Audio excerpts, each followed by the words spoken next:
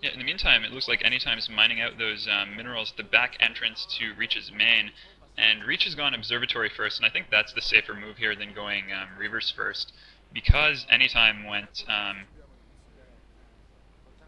for that one gate core initially and then added the second gate. I Yep. think Reach is right to be concerned about the possibility of DTs, and so I think the Observatory first there is the right move to make. Certainly, yeah. There's no point in losing the DTS, which would just be a horrible, horrible thing. So yeah, I actually like that play a lot as well too. I think that going with the observatory first and having observation out on the field just makes it that much easier to transition into whatever it is you wanted to accomplish in the late game. It makes you that much more secure. It looks like now Citadel will be doing going down, so we can actually expect them to go up the tree into some Templar attack. And it's interesting. I've been seeing a couple of more Protoss versus Protoss games recently where one player, or sometimes both, have just skipped Reavers entirely. And considering the prevalence of mid-game Reaver play in Protoss versus Protoss, that continues to surprise me, and I'm not totally sure why that is. So I'm going to be keeping an eye out for support bays going up for either player, but so far no. Citadel and Templar archives for Anytime, and Reach has got his Citadel up, and I'll probably be adding the archives shortly. Yeah, and at the same time, it looks like he also has an observatory going up, or not going up, but is actually already completed. So at this point, it looks like they've kind of resumed in terms of their builds. They're definitely going in a very, very similar direction. And I'll be curious to see if they will do the same thing in terms of their actual unit production. It looks like obviously Anytime right now is extremely Dragoon heavy, which makes tons of sense, especially given the defensive capabilities that those have on the bridges leading into these bases and the natural expansions. And it looks like Reach is actually doing some scouting. He's going to see everything at this point, since there's obviously no way for. Well, no, it looks like Anytime is actually spotted this and is actually bringing his observer and some dragoons around to try and eliminate Reach's ability to see into his base, and successfully. Yep. Losing that observer is going to be unfortunate for Reach. He'll be a little bit more in the dark for longer, but he will be able to replace that without very much cost. He's also adding on a couple of more gateways, and it'll be worth seeing if Anytime is going to be doing the same on the other side of the map. Another thing to watch for now that these builds they diverged a little bit early and now they're reconverging again, and it's pretty much a mirror. We're also going to have to watch for things like when the players decide to take a third base, or any sort of unit deviation. Here's Anytime with the Dark Templar out, having sniped that observer. I guess he feels that he might be able to make some progress with that.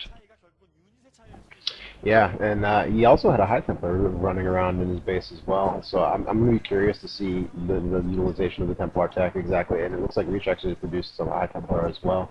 I don't anticipate this DT doing any particularly large damage, but it will obviously serve as a relatively good scouting unit. It can do some harassment, from the standpoint of anticipating probes or eliminating them as they try and expand and things of that nature. If Reach is careless without going ahead and scouting. Yeah, exactly. And these DTs can be parked at expansion points to delay those, or kill probes before they can build it. They can harass these spotting pylons that have been placed around the map by various players. There's a lot that these DTs can do, even if they're not going to be used directly in front-on attacks. There's a forge up for any time, and it's spinning for +1. And Yeah, indeed. in respect to the High Templar, this is a really good map for them. Those bridges are just great for funneling units into a narrow space where the Templars' psionic storms can just do massive amounts of damage. So um, these positions are very defensible, and all the more so once there are some Templar on the field. Yeah, indeed. And it looks like I'm very curious to see when these players are going to start trying to establish real map control. It looks like there's plenty of DTs out on the field now for both players. It looks like they've got at least two DTs just kind of surveying the scene and seeing what's going on. But it looks like Reach is pressed out a little bit farther, if anything, and is continuing to do a little bit minor harassment here and there on these pylons that Anytime is constructed. Yeah, Reach has pushed out across his own bridges into the middle of the map, and so far Anytime hasn't really. He's been going up the edge of the map, but let's see. Reach has taken his third, and It looks like there's something in the bottom left corner of the minimap for Anytime, but I can't tell if that's a Nexus. But there's a storm drop for him. It's going to clear out a few probes. So there's our Ooh. first blood. Yeah, and actually it looked like he did pretty significant damage with that storm drop. That was actually really solid. And with limiting the probe saturation at that secondary base is going to come into effect, especially since Reach hasn't done anything to affect Anytime's economy or any of his unit count so far. Yeah, I think it's going to be. I think it's going to help to keep Anytime even for a little bit longer because Reach has taken his third, but it doesn't look like Anytime has yet, and so Reach is going to be able to recover those probes he lost pretty quickly, especially when he's producing probes out of 3 Nexuses. But yeah, that's going to at least buy Anytime a little bit more time. Yeah, certainly. And it looks like he's taking this the time to go ahead and procure that expansion now. So, that's actually a really wise move on his part, obviously. At this point, actually having affected some damage to Reach's economy, even though it looks like the probe saturation is still quite strong in that natural expansion. Having done some damage and, going ahead and taking this time to expand out is probably a solid move on his part. Yeah, definitely. I don't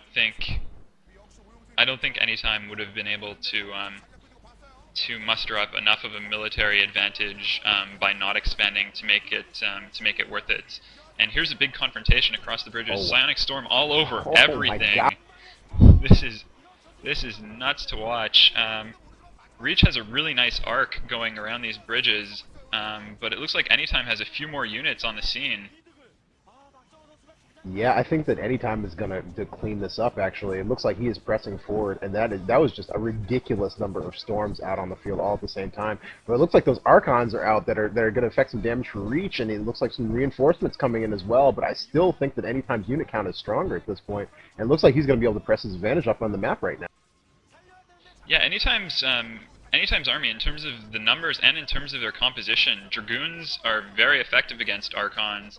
The Archons are really great for dealing with the Zealots, and now Reach with a bunch of speedlots is actually going to chase these Dragoons back. Manlots indeed. But yeah, I'm actually really impressed with Anytime's macro at this point. It looks like he's really been able to reproduce units in a relatively quick manner, and at this point, it looks like Reach and Anytime are both going to get a fade back and start doing a little bit of posturing, probably, and recollect themselves a little bit after that skirmish. A very impressive usage of storms for both players, and that was a heavy bloodbath. Reach, of course, the Mudang toss, he's renowned for his storm use, but Anytime doing a lovely job with his storms too, and I think both of these players have had to push back to their bases just because they basically traded armies there and they don't have enough force to secure any map control, so they're going to wait until they can. That shuttle for Anytime is pressing up, and my stream's frozen, so I hope you're seeing more than I am. I am actually in the very same position, and now, yeah, actually, we're basically running back, but I think that shuttle is actually going to be coming in for some more harassment at this third base. But no, yeah, it looks like managed to get the... Yeah, I'm hoping that while that was frozen, we didn't miss a storm drop or something of that nature. Yeah. I'll have to review that one when a VOD comes out. This is, I guess, one of the awkward things about live commentary. Yeah, most definitely. It's something you completely cannot anticipate. And moving to that first-person view, we actually get a chance to see a little bit of what's going on. Looks like Anytime's actually taking an additional expansion at this point, trying to do some macro and then putting up some cannons for protection. That's where that quaternary base. Yeah, and Reach has not taken his fourth yet, though it looks like he's got something positioned at the 2 o'clock position to possibly do that. Though it could be an observer, it's a little hard to tell.